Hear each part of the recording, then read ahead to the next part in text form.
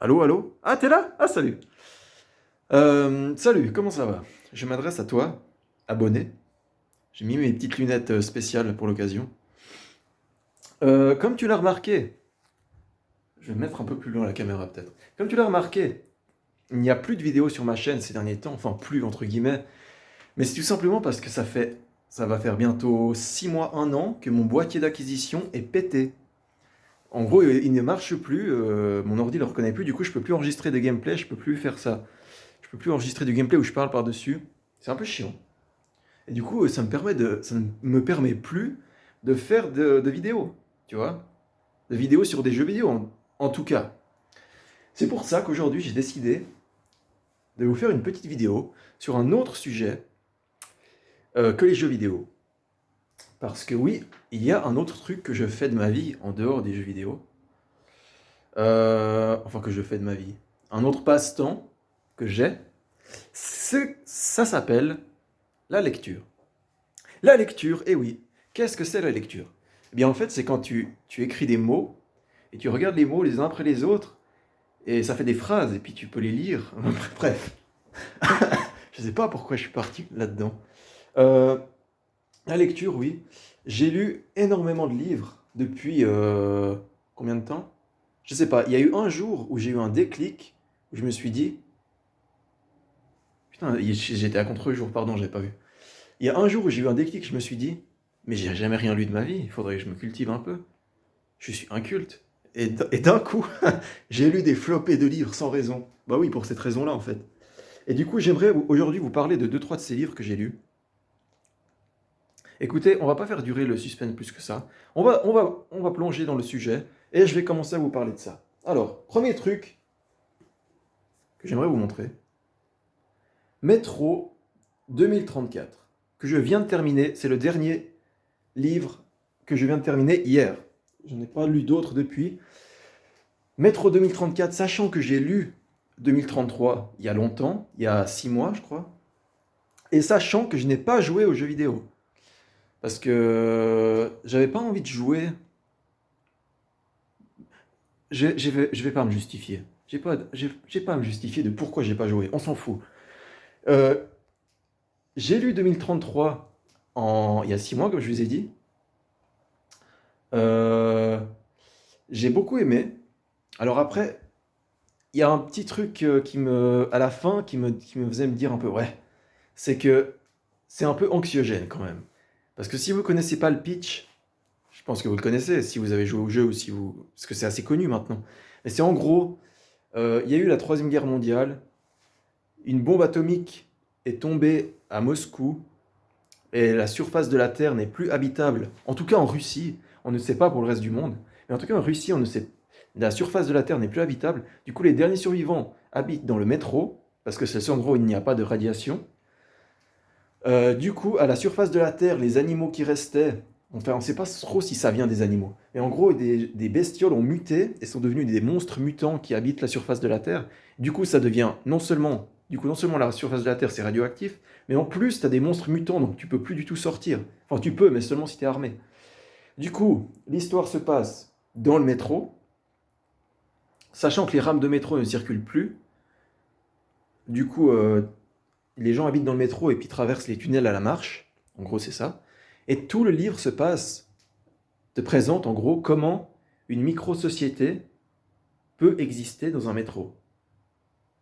Et puis du coup, des fois, ils partent à la surface pour faire des expéditions. C'est tout un suspense, tout ça. Mais comme je vous disais, quand je vous disais au début que c'était un peu anxiogène, c'est que ça se passe tout le long, du coup, dans les tunnels du métro. Et à la fin, tu peux... Le thème récurrent, quasiment omniprésent, c'est le noir, la peur du noir et tout ça. Euh, donc, c'est très cloisonné, parce que c'est des tunnels du métro, la peur du noir omniprésente et tout et tout. Donc c'est pas, on va dire, c'est pas le livre que tu pourras lire le soir pour te détendre, tu vois. C'est ça le truc. Mais bref, là je suis en train de vous parler de 2033, que j'ai lu il y a 6 mois, mais c'est pas vraiment de celui-là que je voulais vous parler. Je voulais vous parler de 2034, qui est la suite. Du coup, dans 2033, il nous parlait de Artyom, c'était le personnage principal. Et dans 2034, totalement autre chose, il prend Il décide de suivre trois autres personnages. Un des personnages qui était déjà présent dans le premier, Hunter, et puis avec un vieux et une miss, une fille qu'on rencontre en cours de chemin. Et puis du coup, tu vas suivre ces trois-là tout le long du livre. Donc c'est même environnement, on prend des autres personnages et on recommence. Alors moi, personnellement, j'ai trouvé que ces trois personnages étaient moins charismatiques que Artyom dans le premier. Je trouvais que c'était pas aussi marquant. On s'attachait moins au personnage que Artyom dans le premier. Artyom, le gars, c'était à la fin, tu disais putain, mais respect, mec. Après, honnêtement, à la fin de 2034, j'ai dit respect, mais à l'auteur. Parce que comme il pose son récit, comme il pose son truc, c'est franchement respect comme il a écrit ça. C'est. Tu es obligé de suivre, t'es obligé de suivre tellement c'est bien raconté. À aucun moment tu as envie de fermer le livre et de dire ouais, bon, je passe à autre chose. Tu es obligé de rester jusqu'à la fin tellement c'est bien raconté. C'est vraiment bien de ce côté-là. Vraiment, vraiment bien. Vraiment incroyable. Voilà. En gros, j'ai adoré. Et je trouve que l'univers qu'il a créé, respect pour ça, parce que ça tient la route.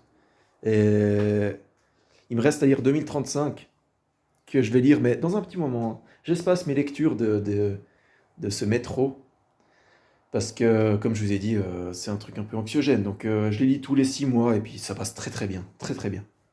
Bref, je vais essayer de vous parler d'autres livres aussi, parce que ça fait 6 minutes que je vous ai parlé que d'un livre, ou 2 livres si on veut. De quoi je pourrais vous parler? J'en ai lu beaucoup, donc qui me vient à l'esprit, on pourrait parler de Guillaume Musso. Pourquoi pas? Parce que Guillaume Musso, ça m'intriguait parce que c'est l'écrivain français qui vend le plus. En 2020, en 2019, en 2018, peu importe l'année, mais c'est l'écrivain français, je crois bien, qui vend le plus. Et je me suis dit, mais comment? Pourquoi ce phénomène? Et du coup, j'en ai acheté un, j'en ai acheté deux. J'ai lu du coup L'Instant Présent et Central Park. L'instant présent, c'était marrant, même si le twist final, t'aurais pu t'attendre à un truc, il aurait pu inventer un truc incroyable, mais finalement, ouais, il a laissé un truc banal, enfin banal, une leçon lambda de vie. Bref, je peux pas vous spoiler ça, je peux pas dire ça autrement. Donc l'instant présent, mais globalement, j'ai bien aimé l'instant présent parce que tout le long, t'as une intrigue, tu sais pas ce qui se passe. En gros, le mec se téléporte. Mais non, je peux pas vous dire ça spoil déjà beaucoup trop. Je peux pas vous dire ça. À la base, c'est un roman réaliste. Je peux pas vous dire ça. Bref. Sinon, on va parler de Central Park alors.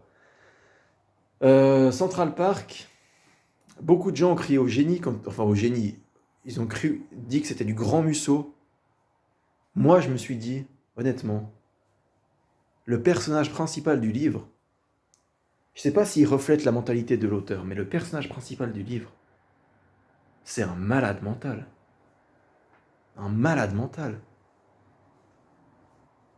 Un gros malade mental. Le gars, il a joué. Si vous l'avez lu, vous comprendrez ce que je dis, mais si vous l'avez pas lu, c'est très dur de vous représenter ce que c'est. Le gars, il a joué avec la maladie d'une personne. C'était en gros une personne qui avait une maladie mentale. Et le gars, il a profité de cette maladie mentale. Il a exploité les faiblesses de cette maladie mentale pour faire croire des choses à cette personne, si je peux m'exprimer comme ça. Et du coup, à la fin, il lui avoue tout, il dit ok, je savais que tu avais cette maladie, du coup j'en ai profité pour faire ça, ça, ça. Et à la fin, évidemment, elle lui gueule dessus, elle le frappe et tout. Mais ils restent bons amis ou je sais pas quoi. Et puis la morale de l'histoire, il te fait passer un peu ça en mode le gars, il avait raison de faire ça. Mais pour moi, c'est un malade mental. Tu sers pas des maladies des gens pour en exploiter les failles. C'était, franchement, il a mal passé. Il a mal passé ce livre, j'ai très mal digéré. Si on peut faire l'analogie entre lire et manger, j'ai très mal digéré ce livre, oui, très mal digéré. Bref, j'ai pas envie de m'étendre plus sur Musso, parce que globalement, ça me plaît moyen Musso. J'en ai lu que 2, je vais en lire un troisième pour me faire une idée le plus globale, mais je suis mitigé sur Musso. C'est pas si ouf que ça en vrai. Voilà. Voilà. J'ai envie de vous parler, maintenant que j'y pense maintenant, un auteur. En fait, je tenais le téléphone hyper bas, c'est maintenant que je me rends compte. J'ai envie de vous parler d'un auteur sur lequel je suis tombé par hasard. Figurez-vous que je cherchais des livres en rapport avec l'Égypte, parce que j'adore l'Égypte, ça me passionne beaucoup, les anciens mythes égyptiens et tout ça. Je cherchais un auteur qui écrivait des livres sur l'Égypte, et j'ai trouvé un romancier qui s'appelle Christian Jacques. Si vous connaissez des livres sur l'Égypte, je pense que vous connaissez parce que c'est le plus connu, je dirais, qui fait ça. Donc il se sert des anciens mythes de l'Égypte, donc les pharaons, Ramsès II, Toutankhamon, tout ça. Il collecte des données de l'époque, donc il remet dans son contexte les personnages, qu'est-ce qu'ils faisaient à cette époque et tout ça, et il les fait parler. Il raconte une histoire autour de ça, tu vois. Donc globalement, évidemment, forcément, c'est légèrement inventé parce que tu sais pas comment les dialogues qu'ils avaient à l'époque, t'as aucune preuve de ça. Donc il les faisait parler, du coup forcément cette partie c'est un peu inventé. Et ouais, du coup, il a été critiqué pour ses écarts par rapport à la réalité de l'histoire. À ce qui paraît, il inventait des petits détails où il corrigeait quelques détails qu'il arrangeait dans son histoire. Des petits anachronismes, on va appeler, voilà, ça s'appelle comme ça. Il mettait des petits anachronismes. Euh, Après, voilà, ça n'empêche pas que l'histoire est bien. C'est bien raconté, le livre, tu le suis du début à la fin. C'est un peu mou des fois, mais franchement, ça va. Par contre, alors, un truc qui m'a marqué, c'est que le gars, il se lâche sur ses fantasmes sexuels dans le livre, hein. Il crée un personnage masculin, genre jeune, beau, vigoureux et tout, et ensuite il le fait baiser avec tout le monde. Et il se lâche. Il se lâche complètement dans ses livres, hein. Ah mais franchement, moi des fois je me suis demandé si j'étais en train de lire un livre sur l'Égypte ou bien si c'était Égypte roule 34. Je sais pas, un truc comme ça, tu vois. Mais le gars il se lâche bien en tout cas. Ça me faisait penser, j'avais l'impression que l'auteur c'était un petit intello avec ses petites lunettes tout le temps à la bibliothèque, un rat de bibliothèque, et puis en secret il a des fantasmes totalement débridés. C'était un peu ça, c'est un peu ça ces livres, hein. Je vais pas vous cacher que dans tous les livres que j'ai lus de lui, j'en ai lu 3, non 2, ouais 2 et demi, parce qu'il y en a un que j'ai arrêté en cours de route, il y a l'accent là-dessus à chaque fois, hein. T'auras ta dose de cul dans le livre à chaque fois, vraiment. Mais voilà, globalement, si t'aimes bien l'Égypte, ça reste plaisant à lire. Ça reste très plaisant à lire. Un. Ça va être totalement random comme je vais vous présenter ça parce que je pense à des livres auxquels j'ai lu, mais il n'y a pas d'ordre, il n'y a pas d'ordre, il n'y a pas de logique dans la continuité des livres que je vous présente. Mais maintenant que j'y pense, il y en a un autre que j'ai lu.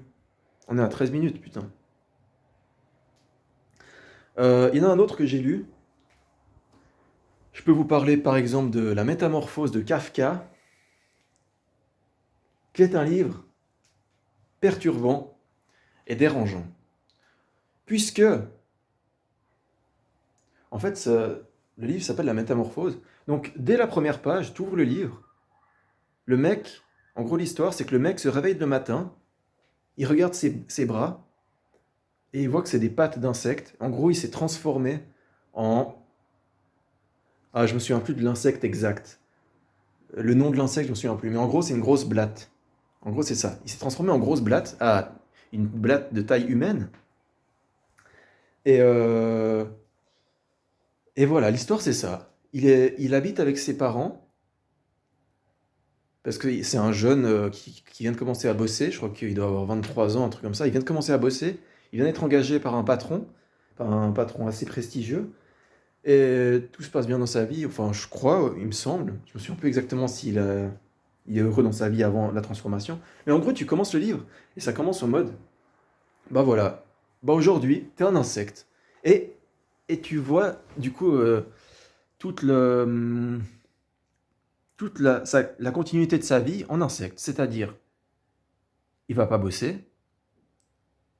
Le matin où il se réveille en insecte, ben, il reste chez lui. Il va pas sortir de sa chambre parce que sinon, ses parents vont être horrifiés. Donc il s'enferme à clé dans sa chambre, et ses parents commencent à se faire du souci et tout.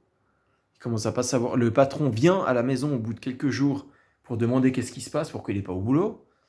Du coup, ils savent pas ce qui se passe, machin, machin. Le patron rentre, et le patron, à un moment, veut le virer, ou je sais pas quoi. Jusqu'au moment où, vers la moitié du livre, le père enfonce la porte, il découvre son fils en blatte. Alors déjà, premier réflexe du père, euh, il pense que c'est pas son fils, il pense que c'est juste un mutant qui est dans la maison et que son fils est ailleurs. Du coup, il essaie de tuer le truc. Je sais plus comment il essaie de le tuer, mais c'est assez violent. Et puis la mère hurle de terreur et tout ça. Puis je sais plus comment, mais ils comprennent que c'est leur fils. Et du coup, ils décident de le garder à la maison en attendant qu'il trouve un moyen de le changer. Je sais même pas s'ils cherchent un moyen de le changer. Non, je crois plus. Je crois pas.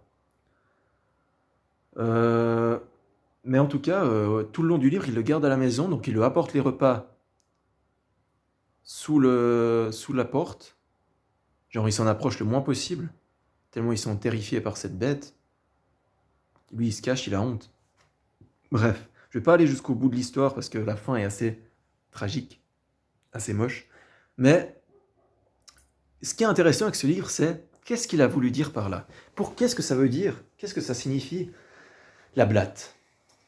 Eh ben, normalement, l'analyse de ce livre, ce serait euh, un changement quand tu décides de changer. Quand tu changes ta personnalité, pas forcément ta personnalité, quand tu changes ta... Quand tu changes un peu des choses dans ta vie, et puis du coup ça impacte sur toi, et ça change la personne que tu es, légèrement ou beaucoup, et du coup ça représente la confrontation du changement de ta personne à tes proches. Moi, je dirais que c'est ça. Et du coup, apparemment l'auteur avait peur de ça. Apparemment, je crois comprendre que l'auteur se sentait comme un insecte. Bref, je vais pas me lancer dans l'analyse de ce truc, mais c'est un livre qui laisse perplexe et qui fait réfléchir. Qui fait réfléchir. Le plus intéressant dans ce livre, évidemment, c'est l'aspect euh, l'analyse. L'analyse de qu'est-ce que ça peut vouloir dire de se transformer en insecte. Ça peut aussi être une transformation physique, mais non, je pense que c'est plus une transformation psychologique. Et que du coup, ça fait peur à ton entourage, tout ça, je sais pas. Je pense. Bref, analysez ça comme vous pouvez le lire si vous voulez. Il y a un autre livre auquel je suis en train de penser, qui est très bien lui aussi, euh, qui m'a laissé une marque. Je sais pas pourquoi, mais bref. C'est Le vieil homme et la mer. Je vous mettrai une petite image, genre là, du vieil homme et la mer. C'est un livre qui a eu le prix Nobel de littérature en 1900 et quelques, je sais plus quoi, 1970 et quelques. Euh, c'est un livre qui m'a froissé. Je sais pas comment dire ça, mais en gros, c'est l'histoire d'un vieux pêcheur dans son village où plus personne ne le prend au sérieux parce que ça va faire 20 ans qu'il chope plus de poissons parce que les moyens de pêche ont évolué et lui, il est toujours avec sa barque et puis sa canne à pêche, tu vois. Donc forcément, les autres attrapent plus de poissons que lui.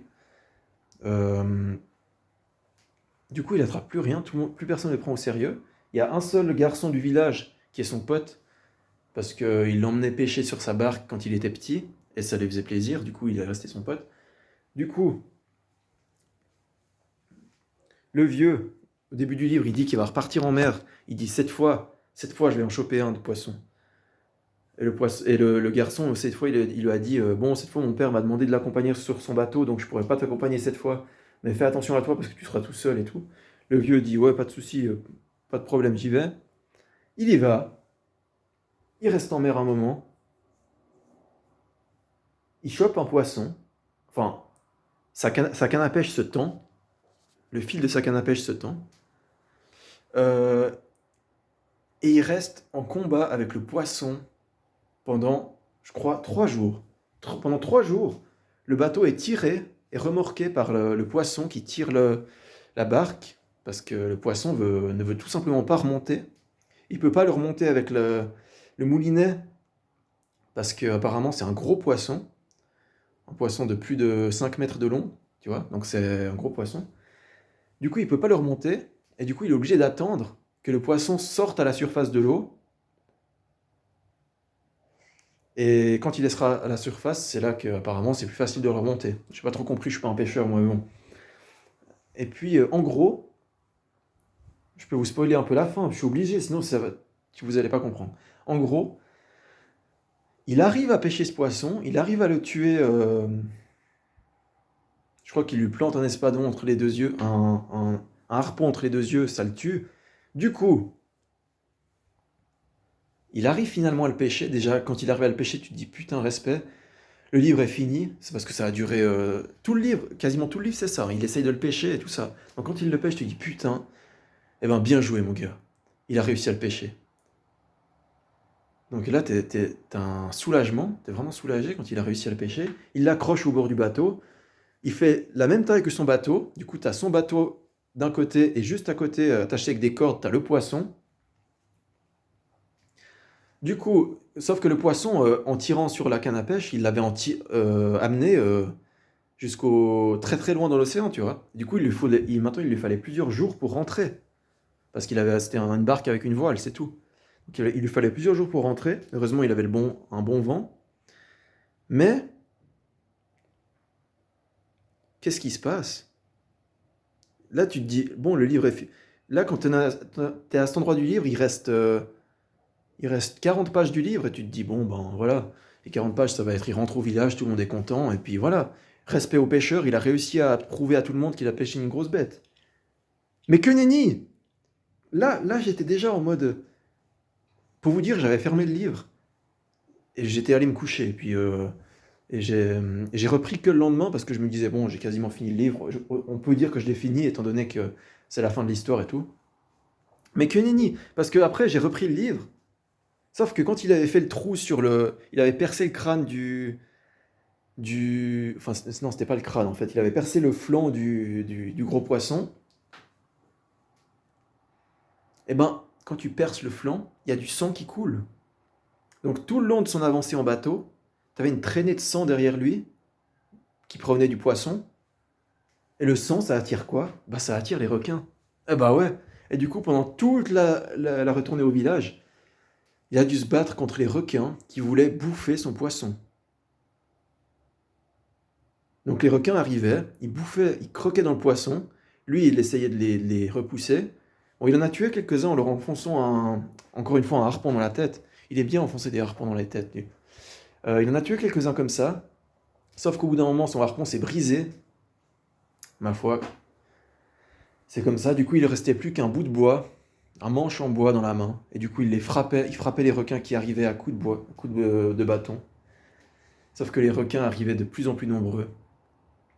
Au final, il arrive à son village avec son bateau et un squelette de poisson. Un squelette de poisson accroché à son bateau. Toute la chair a été bouffée par les requins. Et là, j'étais sur le cul, j'étais en mode. Mais attends, moi j'avais déjà terminé l'histoire. Dans ma tête, ça avait déjà fini bien. T'avais pas besoin de rajouter ça. Maintenant, le gars. Du coup, la fin est un peu mitigée. Moi, je vous spoil la fin parce que je suis obligé pour vous raconter un peu. La fin est un peu mitigée parce qu'à la fin, il arrive au village exténué. Il revoit son pote, le gamin là. Il dit au gamin: j'ai échoué, ils m'ont eu. Il parlait des requins. Et le gamin, il lui dit: oui, mais toi, tu as eu le poisson. C'est vrai, il a eu le poisson, mais. Bon, après, ce qui m'a fait plaisir, c'est que quand même tout le village a vu qu'il avait le poisson accroché à son bateau. Et tout le village a pu dire: ok, respect, t'as attrapé un truc de cette taille. Ok. Il a eu la reconnaissance du village. Mais voilà, ça m'a fait chier. Je sais pas pourquoi j'ai été autant investi dans ce livre. Ça m'a fait chier de voir que tous ces efforts pour rien, quoi. En plus, le gars, il était bien intentionné, tu vois. Il rentrait au village, il se disait: putain, avec ça, je vais pouvoir nourrir tout le village pendant un moment, hein. Le gars, il était. profondément bienveillant, et puis il arrive comme ça, et tu te dis, putain, c'est dégueulasse. C'est dégueulasse. Ce livre m'a dégoûté, la fin m'a dégoûté. Il arrive avec son squelette, là, son vieux squelette dégueu. Ah, c'est dégueulasse. C'est ridicule. Il aurait pu mettre une autre fin à ce livre. Bref. Bref, voilà, c'était Le vieil homme et la mer, The Old Man and the Sea, parce que ça a été écrit aux États-Unis. Sinon, je pourrais vous parler d'un autre livre. Ce livre m'a fait chier, hein, ce livre m'a fait chier. À la fin, il te met bien, il chope le poisson, t'es bien, tu fais ok, respect mec. Puis après, la merde quoi, la merde. Putain. Il pouvait pas se reposer sur ses lauriers quoi. Il était obligé de... Ouais. Bref. Bref. Prochain livre. Prochain livre. De quoi on pourrait parler honnêtement? De quoi on pourrait parler? Oh, il y a un livre. Ah oui, il y a un livre dont je dois vous parler. Un de mes gros coups de cœur de cette année 2020. Attends, je l'ai lu en quelle année celui-là? Non, 2021. Oui, je l'ai lu en 2021 celui-là. C'est un Jules Verne. Je pense que vous connaissiez Jules Verne. J'avais déjà lu 20 milieux sous les mers et puis Le voyage au centre de la Terre, qui était très bien. Il fallait un peu s'accrocher des fois avec le vocabulaire, surtout je pense à 20 milieux sous les mers, avec le vocabulaire des animaux et de la biologie, de la végétation biologique qui croisait sous la mer, et quand il décrivait tout en détail, il fallait un peu s'accrocher par moments. Mais bon, globalement c'était très intéressant. Et j'ai lu L'île mystérieuse. L'île mystérieuse. C'est incroyable, c'est incroyable. Ce livre, si vous ne l'avez pas lu, mais lisez-le, c'est incroyable. En gros, c'est une sorte de Robinson Crusoe. Donc, tu as des naufragés qui arrivent en montgolfière. La montgolfière s'écrase sur une île déserte.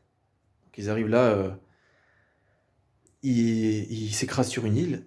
Et ils ont plus rien, ils avaient plus rien à manger parce ils ont dû alléger la montgolfière pour qu'elle vole encore quelques mètres. Ils ont tout jeté à la mer pour permettre d'atteindre l'île. Du coup, ils arrivent sur cette île. Il y a quoi? Attends, les métiers, il y a plusieurs. Ils sont cinq, je crois. Il y a un ingénieur, un journaliste, un marin. Marin, je dis marin, mais c'est un pêcheur. Pop, pop, pop. Non, alors ils sont quatre en fait. Et puis il y a un jeune garçon qui, je sais plus ce qu'il fait honnêtement. Et il y a leur chien qui est là. C'est important parce que le chien est vachement utile dans l'histoire, hein. Et en gros, Jules Verne, je vais pas aller dans tous les détails du livre parce que ce serait un peu long, parce qu'il est très, très long. Mais Jules Verne te démontre comment, en gros, c'est un kit de survie sur une île déserte. Les mecs, ils sont sur une île déserte, ils n'ont aucun moyen de survivre, mais ils se font aucun souci. Le gars, il est là. Non, mais il n'y a aucun problème à avoir. Nous n'avons qu'à fabriquer un four avec de l'argile pour ensuite cuire du pain. Les mecs, ils sont ultra calmes. Ils arrivent à construire tout ce qu'il te faut dans la vie moderne. Bon, dans la vie moderne pour les années 1800, hein, évidemment. Ils te construisent tout comme si tu étais dans la vraie. Ils construisent des fours, après ils construisent une forge, au calme. Mais tout ça, ils te décrivent comment ils la construisent avec des éléments que tu trouves dans la nature. Donc ils te décrivent qu'ils trouvent de la terre argileuse, qu'ils font fondre au soleil, ensuite ça fait des briques. Ils te décrivent qu'il va creuser dans une mine, ils trouvent des gisements de fer. C'est avec ça qu'il fait le four et les outils, des haches et des trucs comme ça. Et tout, il te décrit comment vivre normalement avec ce que tu trouves dans la nature. Bon, après, ils sont vachement aidés parce que tout ce dont ils ont besoin se trouve par hasard, comme par hasard, sur cette île, tu vois. Donc, ils ont de la chance à ce niveau-là. Mais ouais, pour la nourriture, ils vont chasser. T'as des techniques de chasse un peu barbares, mais ça marche quand même. Vraiment barbare, maintenant que j'y pense, c'était quoi? Oui, oui, il y a un truc. Ils- C'était en hiver. Ils prennent une stalactite de taille que tu peux avaler. ils la trempent dans de la graisse et dans, je sais pas, un autre produit, ils le mettent quelque part, un animal le mange, parce que c'est un induit de matière de graisse et de viande, je pense, un truc comme ça, qui donne envie à l'animal de le manger, du coup il le mange.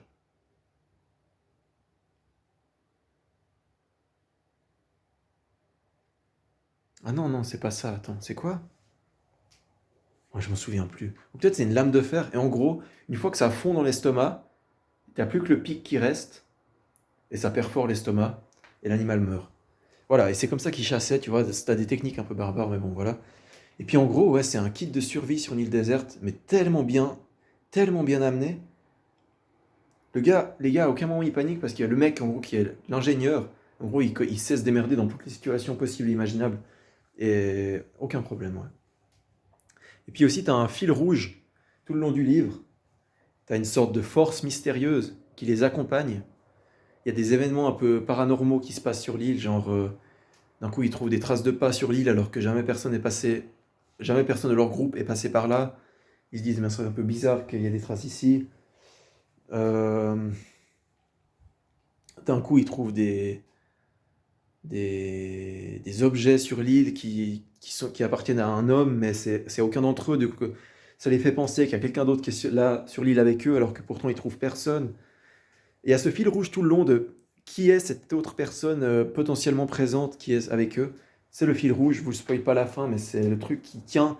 C'est un des fils rouges secondaires qui tient en haleine jusqu'à la fin. C'est là qu'il est fort parce que t'es non seulement émerveillé par la façon dont ils se démerdent sur l'île, et en même temps, t'as ce fil rouge un petit peu énigme qui te traîne jusqu'à la fin.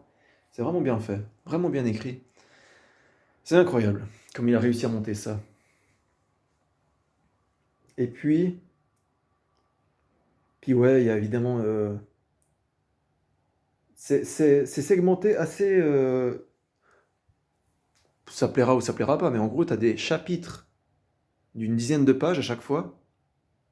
Et en gros, chaque chapitre, c'est un nouveau truc qui se passe. Nouveau chapitre, aujourd'hui, on a été chassé. Du coup, tu as toute la description de la chasse. Chapitre prochain, aujourd'hui, on s'est attaqué au four. Et en gros, chaque chapitre, c'est vraiment un thème délimité par des chapitres. C'est vraiment un chapitre, un thème, un chapitre, un truc spécial qui va se passer aujourd'hui. Et après, voilà, c'est vraiment délimité comme ça. Ça plaira ou ça plaira pas. Moi, ça m'a bien plu, parce que ça permet de s'y retrouver, quoi. Puis voilà, franchement, un gros coup de cœur. Un gros coup de cœur pour moi. Ce livre-là. Et voilà. Je pense que je vais m'arrêter là parce que j'ai déjà fait quoi? 5 livres? 5 livres? Euh, pour moi, c'est assez. Et surtout, la vidéo faire 30 minutes, c'est surtout ça qui me donne envie de m'arrêter. Donc, éventuellement, j'en referai. Éventuellement, si vous voulez en revoir. Si vous voulez avoir mon avis sur d'autres livres, j'en sais rien. Mais voilà. En attendant, ce sera tout pour moi. Je vous laisse là. Et je vous dis peace. Ciao, ciao. À la prochaine. Allez, bye bye!